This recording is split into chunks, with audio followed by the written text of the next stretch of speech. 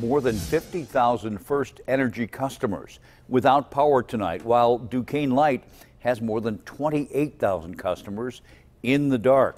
Pam Surano is tracking these outages tonight. She's live now with more on what the power companies are saying. Good evening, Pam. Good evening to you, Paul. It has certainly been a rough day all around the Pittsburgh region today, with calls coming in, as you said, for down trees, down power lines, down transformers. That's the situation right here in the Wind Gap section of the city. You can see behind me there is a Duquesne Light crew trying to restore power here. All of these homes, you may also be able to see, are in the dark, and energy crews are worried that it may be a while and the worst may not be over yet.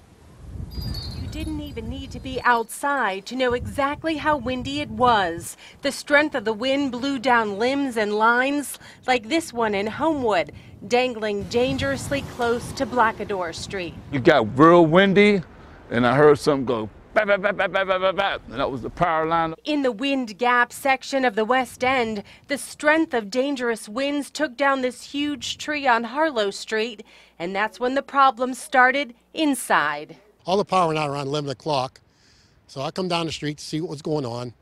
The pine tree took the wires down, telephone pole, street light, the transformer.